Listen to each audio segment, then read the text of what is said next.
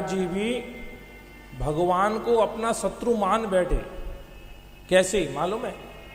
प्रहलाद जी महाराज शालिग्राम भगवान की सेवा कर रहे थे, बड़े प्रेम से सेवा कर रहे थे। भगवान को तुलसी, अर्सन, पुष्प इत्यादि चढ़ाकर प्रहलाद जी सेवा कर रहे थे। उसी समय भक्तराज प्रहलाद से मिलने के लिए सनक, सनंदन, सनातन, सनत कुमार चारों भाई आए। द्वारपालों ने चारों भाइयों को बिठाया और पूछा, बोले हम भक्तराज प्रहलाद से मिलने आए हैं, एक बार इनको जाकर सूचना दो।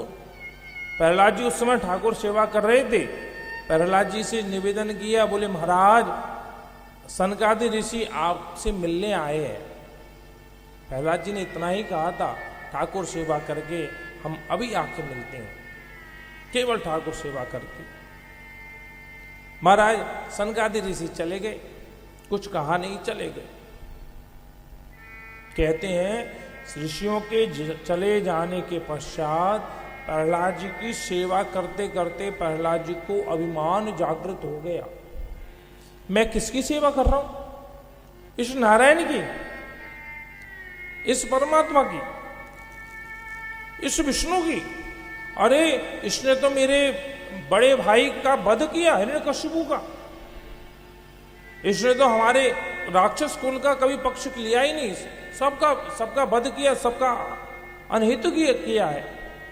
मन में भगवान के प्रति दोष जागृत हो गया। और कहते हैं प्रहलाद जी जब शालिग्राम भगवान की सेवा छोड़ के और सेना लेकर के भगवान से लड़ने के लिए बैकुंठ पर चढ़ाई कर दी।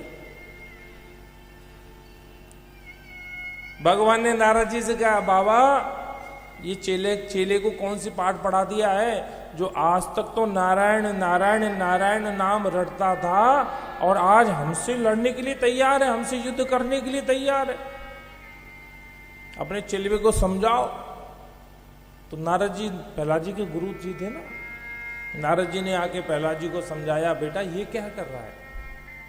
जब उनको आत्मज्ञान हुआ तब बड़ा पश्चाताप हुआ, राम राम राम, मैं तो अकारण ही ठाकुर जी से विद्वेष कर बैठा। इसका कारण क्या?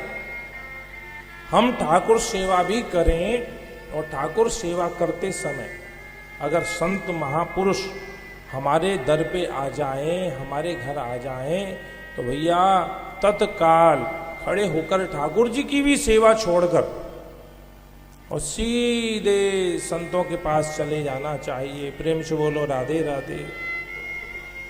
आई बात समझ में? अगर हम ठाकुर जी की सेवा कर रहे हैं, कोई महापुरुष, कोई संत, कोई ऋषि हमारे दर पे हमारे घर आ गया, तो ठाकुर जी की सेवा भी छोड़ो उस समय, क्योंकि ठाकुर सेवा का फल संत दर्शन है, दूसरा कोई ही साधन नहीं है।